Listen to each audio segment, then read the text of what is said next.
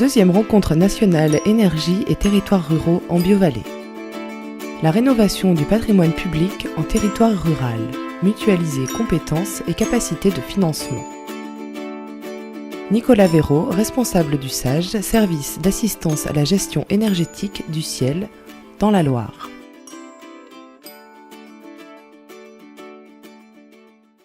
Donc moi, je suis Nicolas Véraud, je suis responsable du service énergie au sein du ciel, donc du syndicat intercommunal d'énergie du département de la Loire, qui travaille en accompagnement des collectivités donc du département de la Loire sur toute la partie énergétique depuis déjà une quinzaine d'années. Donc c'est vrai que je vais vous présenter quelque chose qui a évolué au fur et à mesure, au fil du besoin des élus. On fonctionne un petit peu toujours de la même manière, c'est-à-dire qu'on a des remontées du terrain, c'est des élus qui nous font des demandes, ils ont besoin d'un accompagnement et on essaye de mettre en place un système pour pouvoir répondre à cette demande. Et ce qui au départ est une demande qui vient d'une commune en particulier, et ben après on la développe, on l'étend et on essaye de la proposer aux autres communes. Voilà, donc le diaporama est là. Alors très rapidement, je ne vais pas m'étendre là-dessus, mais pour vous présenter quand même le contexte et la structure, nous sommes donc un syndicat mixte ouvert qui regroupe l'ensemble des communes du département de la Loire, 327 communes, 43 groupements de communes, le conseil général. Donc c'est une structure qui a pour objectif de cibler uniquement nos adhérents, à savoir les entités publiques du département. En matière d'énergie, pour vous expliquer la structuration, il y a d'autres acteurs de l'énergie sur le département de la Loire, notamment donc une association Espace Info Énergie qui s'appelle Héliose et qui travaille pour toutes les cibles particulières, et une agence locale de l'énergie que vous connaissez peut-être sous le terme de l'ATER, mais qui a changé de nom il n'y a pas très longtemps, qui s'appelle ALEC 42 maintenant, et qui a pour cible les entreprises, les bailleurs sociaux notamment. Donc il y a une répartition par cible qui se fait dans le département de la Loire. Alors, toutes les communes adhèrent au syndicat pour une gamme de compétences obligatoires, tout ce qui est contrôle des concessionnaires ERDF, GRDF, tout ce qui est réseau électrique. Mais ensuite, le ciel, c'est une boîte à outils. Les élus l'ont voulu comme une boîte à outils au service des collectivités adhérentes. C'est-à-dire qu'on a une gamme assez développée de compétences optionnelles. Les communes peuvent choisir d'adhérer ou pas à ces compétences optionnelles, chacune pour une durée de 6 ans. Et donc, on essaye de répondre, d'apporter une expertise alors surtout technique, mais aussi administrative et financière pour les aider dans certains domaines, tout simplement. Donc moi, je suis Nicolas Véraud, je suis responsable du service énergie au sein du ciel. Donc je vais vous présenter les compétences optionnelles que l'on a mises en place en matière d'énergie. Alors là, vous avez en illustration la carte aujourd'hui départementale du département de la Loire pour la compétence optionnelle SAGE, Service d'assistance à la gestion énergétique. Alors c'est la porte d'entrée, on va dire. C'est ce que Étienne Guéoui traduisait sous le terme de conseiller en énergie partagée. Je pense qu'un certain nombre d'entre vous connaissent ça. Nous, ce n'est pas sous le sigle conseiller en énergie partagée, c'est sous le sigle SAGE, Service d'assistance à la gestion énergétique. Concrètement, on met à disposition des communes un technicien spécialisé dans la matière pour environ 30 à 35 communes et un équivalent de 35 000 habitants. Donc on est bien dans les ratios nationaux en matière de conseil en énergie partagée. Donc là, vous avez la carte. Effectivement, on a 250 collectivités qui adhèrent aujourd'hui, à peu près les 2/3 donc, des collectivités du département.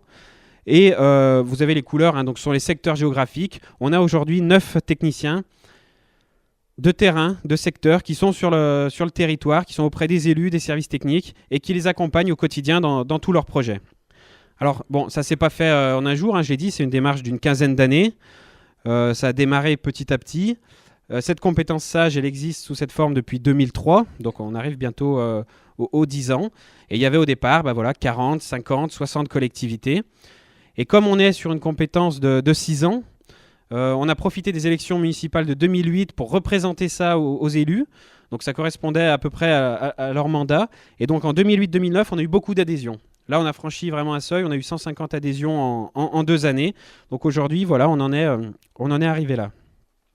Alors l'objectif, c'est évidemment donc d'initier la réflexion énergétique globale, évidemment. Alors beaucoup de sensibilisation des élus. Aujourd'hui, on est quand même face à des équipes qui sont déjà quand même sensibilisées pour la plupart, donc on est plutôt dans un travail d'expertise maintenant.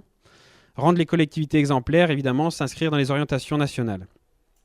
Donc aujourd'hui, ce service représente l'équivalent de 327 000 habitants et on suit environ 2000 bâtiments dans le département de la Loire.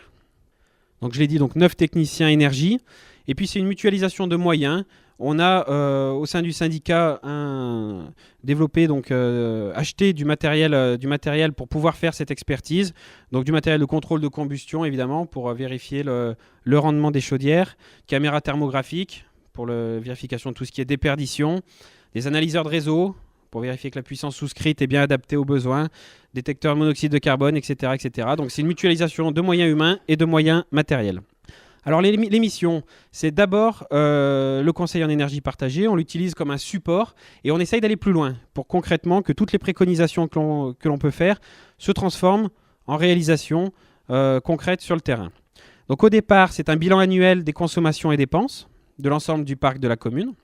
Donc ce sont des choses qu'on retrouve dans un certain nombre de territoires qui sont assez classiques.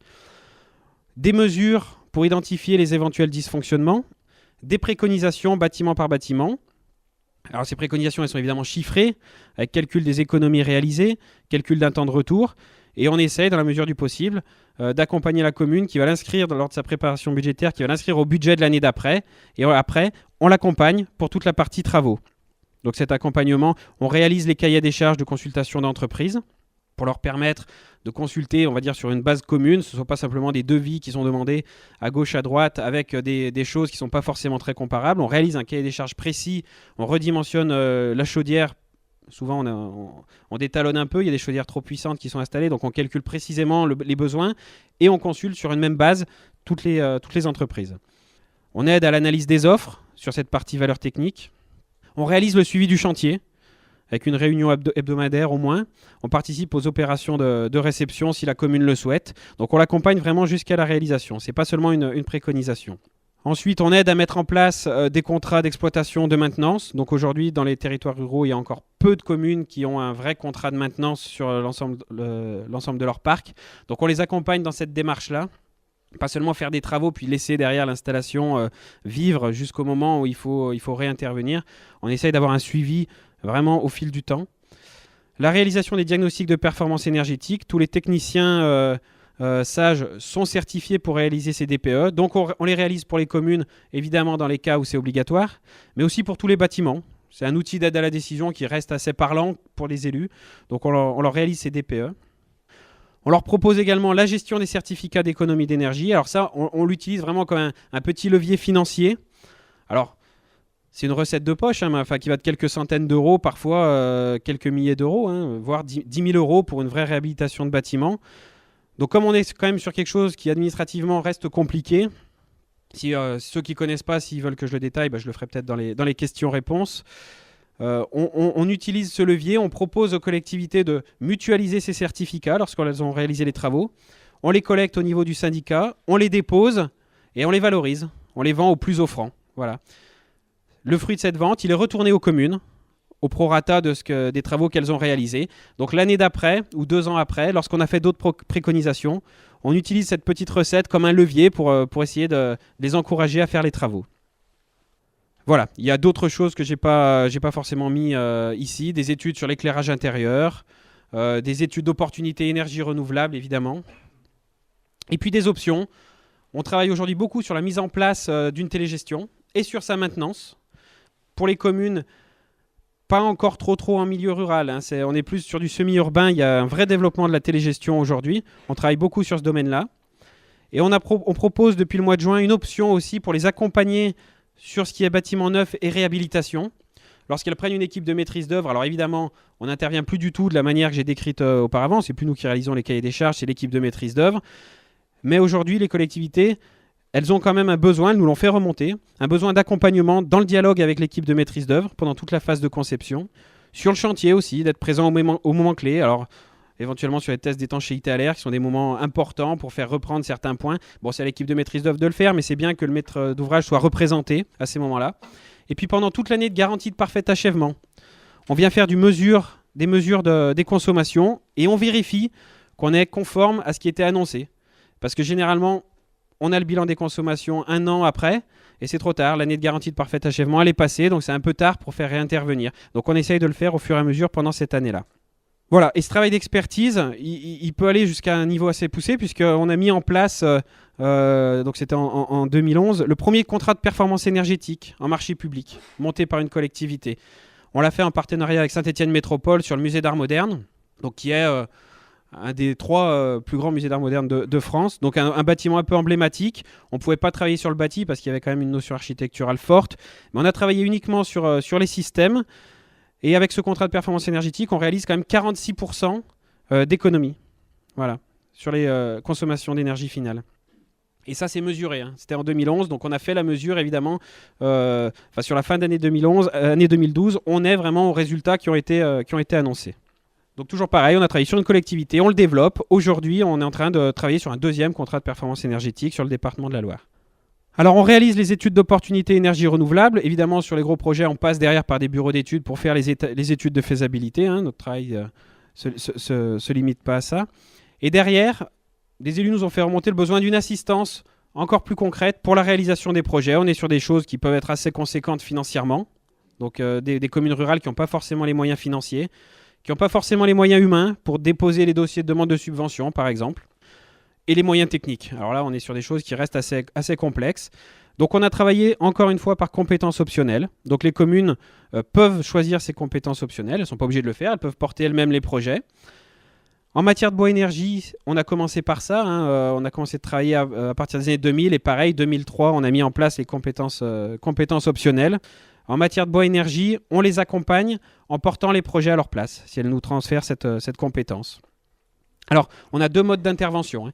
On a fixé le seuil assez symbolique à 1 MW pour tous les de chaudière bois. Pour tous les projets de puissance inférieure à 1 MW, on travaille par un vrai transfert de compétences. C'est le ciel qui est maître d'ouvrage de l'installation. Donc, on finance l'installation à la place de la commune. On l'entretient. Donc concrètement, on a un contrat avec une entreprise qui assure la maintenance aujourd'hui de 26 chaufferies bois dans le département de la Loire. On réalise les travaux en cas de casse. Dès qu'il faut remplacer du matériel, c'est nous qui intervenons, qui commandons les prestations. Et on loue la chaufferie à la commune sur 20 ans. Donc la commune, elle connaît ses dépenses concrètement. C'est un loyer qui est fixe pendant 20 ans, qui comprend effectivement les réparations. Donc elle a une vraie visibilité sur ses dépenses. La commune, elle achète son combustible, c'est elle qui achète le bois, l'énergie d'appoint quand il y a une énergie d'appoint. Et c'est quelque chose qui fonctionne. Aujourd'hui, voilà, on a 32 chaufferies en fonctionnement pour un total de 5,4 MW. Alors, on est beaucoup sur des projets de l'ordre de 100 à 150 kW. C'est typiquement en milieu rural. On a un petit réseau de chaleur qui va desservir 6 à 10 bâtiments.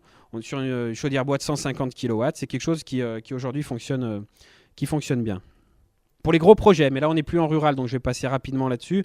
Quand on est supérieur à 1 MW, on travaille en délégation de service public.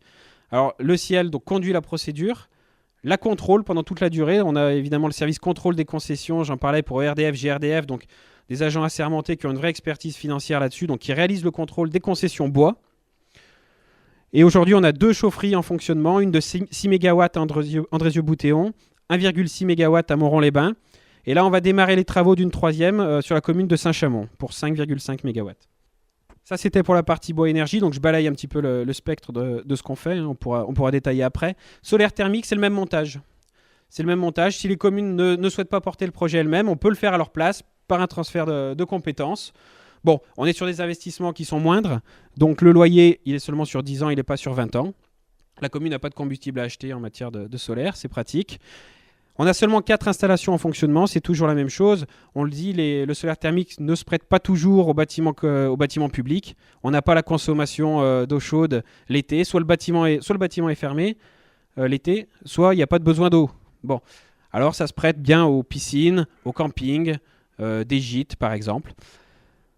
Mais à force d'avoir dit que ça s'y prêtait pas forcément très bien, il n'y avait plus de projets qui se faisaient. Voilà, depuis 2-3 années. Donc là, en 2012, on a vraiment relancé la filière. On a fait une étude départementale du potentiel. On est allé cibler les derniers bâtiments sur lesquels il y avait vraiment une vraie opportunité. On a réalisé 7 ou 8 études d'opportunité sur l'année 2012. Et là, il y a déjà des projets qui ont été délibérés. Donc, je fais un petit zoom sur ce solaire thermique. On dit que ça s'y prête pas bien, mais au final, on oublie de faire les projets. Donc, c'est un petit peu dommage. Il faut quand même travailler là-dessus. En matière de photovoltaïque, donc là, on est sur de la production d'électricité. C'est un petit peu plus récent. On a démarré vraiment à partir de 2008 la mise en place du contrat d'achat très intéressant à l'époque. Les communes qui le souhaitent peuvent confier aussi la réalisation de l'installation. Donc c'est nous, syndicats, qui finançons, qui réalisons les travaux et qui vendons l'électricité produite à EDF. Aujourd'hui, on est sur ce montage-là. Ça s'est beaucoup développé en quelques années. Vous voyez, 26 installations en fonctionnement, plus de 5000 m² de panneaux. Alors, donc pas de participation financière de la commune. Maintenant, sur ces projets-là, les élus du bureau n'ont pas souhaité que ça soit simplement un outil financier pour les communes.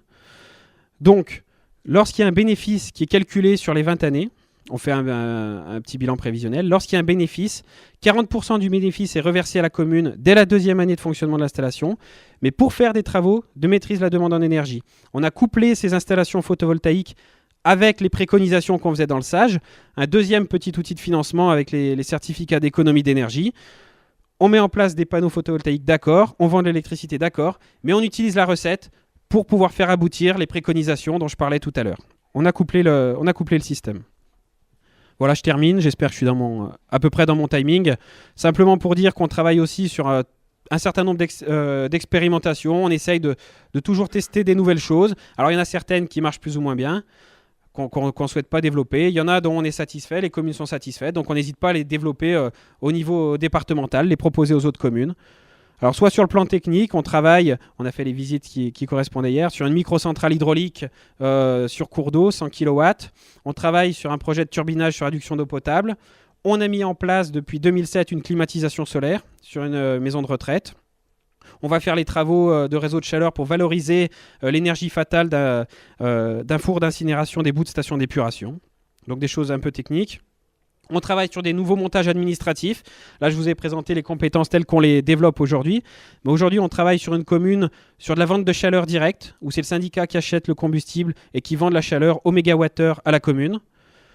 On travaille sur un projet de société publique locale pour l'exploitation d'un gros réseau de chaleur. Et le syndicat a créé, il y a quelques années, une société d'économie mixte, une SEM, pour pouvoir investir sur des projets que le ciel ne peut pas cibler juridiquement. Hein. Donc nous, on travaille uniquement sur les bâtiments publics, mais pour faire sortir certains projets, le syndicat a créé cette SEM pour aller travailler, pourquoi pas, sur les centrales au sol photovoltaïques, travailler sur les projets de biogaz, travailler sur l'éolien notamment, sur lequel nous, on n'intervient pas directement, syndicat. Voilà.